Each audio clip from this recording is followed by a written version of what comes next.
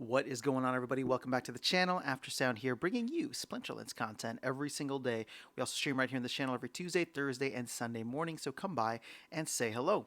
All right, well, we have been waiting for the stats for Immortalis. Surprise, surprise, we get it with about 30,000 packs left to go, and 30,000 packs left to go, but it is the day after a holiday, so it makes sense. The team was taking their time and enjoying some, quality time in the holidays with family, but at least we got it beforehand. I just hope that we can get it on time because it should arrive, if there's 25,000 packs burned per day, it should arrive no later than Thursday, technically. But we'll get to that. We'll get to that in a moment. Okay, quick notes before we get into the stats. The threshold is 625 packs per guaranteed BCX, and again, there is a 4% chance that it will be a gold foil version. But let's go ahead and dive into the stats here. Now, this ended up being a much more defensive summoner than I was expecting, in the sense that Void is probably the thing that sticks out to me the most. So Immortalis here with -1 health, Void, and Shatter. So to me, the Void and Shatter are direct, how do we put it, direct balances to the meta that Obsidian, excuse me, Obsidian and Queen Mycelia provide. But it's not just Queen Mycelia, I suppose, because we've seen armor all across the board. Kelia has been super powerful. Grandmaster Wraith came out with more armor, and obviously, Lux Vega is another one that has armor as well. So Shatter being on here was a little bit of a surprise, but I kind of like it. That is I guess you can look at the -1 health as being somewhat offensive too. But overall, to me, that the Void is what really sticks out here because I'm trying to think of what are the cards that would benefit the most. Now, if you're able to use this as a counter, if you know that your opponent doesn't have Immortalis, for example, and is only going to play some kind of magic spam. I think that this is going to be a fantastic way to counter Obsidian. But thinking back to, if you're playing in Wild, some of the decks that you'll run up against, to me, that are pretty powerful in the meta would be Ulrich, which is +1 magic, Valinor, which has +1 magic amongst other things, and then there's Delwyn as well for Dragon that gives a +1 magic. So overall, getting a counter not just for its own splinter, but for the water splinter and the dragon splinter in Wild, I think could be really interesting as well. Now, I mainly play in the water. I mainly play in modern, and when it comes to this, I mean, let's just take a quick look at the cards here. I haven't dug too deep in how it's going to affect the meta overall, but let's see what we have when it comes to some of the other Earth cards. Again, the fact that they all get Shatter is something that's really exciting to me because then you can pair it very, very well with something like a Grum, for example. Or, sorry, not Grum, but Grund, for example. Grund isn't the fastest, but imagine being able to use Regal Periton to attack with some magic underneath the armor, shatter the armor, and then get Grund going in and chopping up a bunch of stuff, right? That to me could be really fun and exciting. Obviously, for all of the other magic based monsters out there, they do take a little bit of a nerf, in my opinion, including Dr. Blight and including, let's go with, what's his name? Jin Biljka. But on the whole, Jin Biljka especially, because now playing, you kind of lose that additional void ability that you get with Biljka, since that is not really stackable. But let's go ahead and take a look at some of the Riftwatcher cards as well.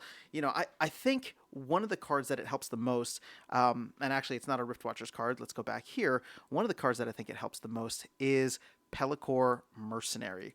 And one of my favorite things about Zenith Monk, for example, is at the higher levels, you get Void, you also get Magic Reflect, but it becomes a phenomenal self-heal tank with Void on its own that's neutral.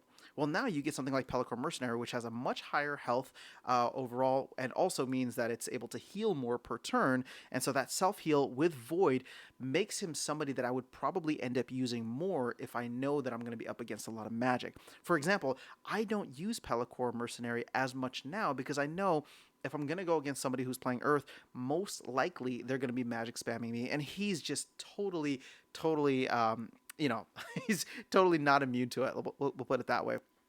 Another card that I think gets a benefit from this, and we'll go back to Chaos Legion here, on the same line, I suppose, as Pelacor Mercenary, is the Mycelic Infantry tank. This is a card that I think is actually quite good in many instances. It has Giant Killer, it has Shield, and again, I don't play at the highest levels, but it also has Enrage. And so, being able to have a tank that is phenomenal, especially in reverse speed rule sets, that now you can pair Void with it so that it's not taking all of that magic damage, I think is going to be really, really clutch.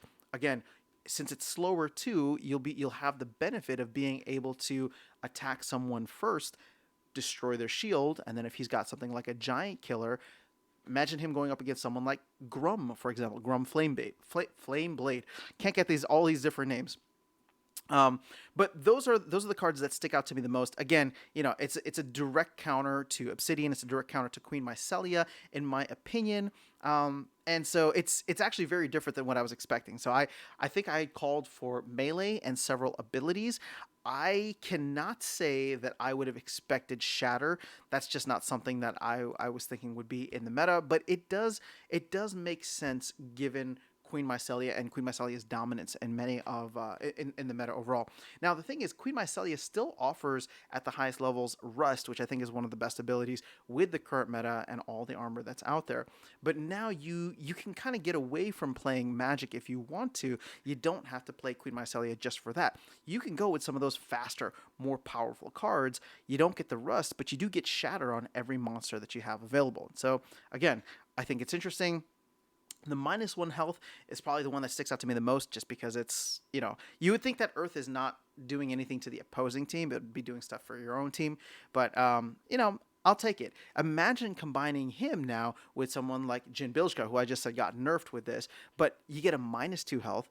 Is there a redemption anywhere out there? I mean, I'm sure there might be, or there might be one that comes in the future. All of a sudden, we're looking at a bunch of -1 healths or a bunch of weakens, especially if you pair it with Dr. Blight, Jin Bilzka, Immortalis. That is another one that comes to mind. Again, just doing this kind of a raw reaction here, just to cover the stats. But I would love to hear from you guys. What are some of the combos that you're thinking of now? What are you excited about? Does this match what you were expecting? Even if you weren't expecting it, these stats specifically, does this match kind of the power you were hoping for? It's a very, very defensive summoner. It's very different, in my opinion, than someone like Llama, and I don't necessarily see, it countering Llama the best. But I do think that, something like Llama Kron, for example, is going to be much more difficult even at the lower levels if you have someone like Immortalis, because now, as long as you have a self-heal or a heal, you'll be good to go. But that's all I have for you guys in this video. Let me know your thoughts in the comments below. I think this is going to shake up the meta quite a bit, and I am excited for it. I'll catch you all in the next video, and see you around the game. Take care.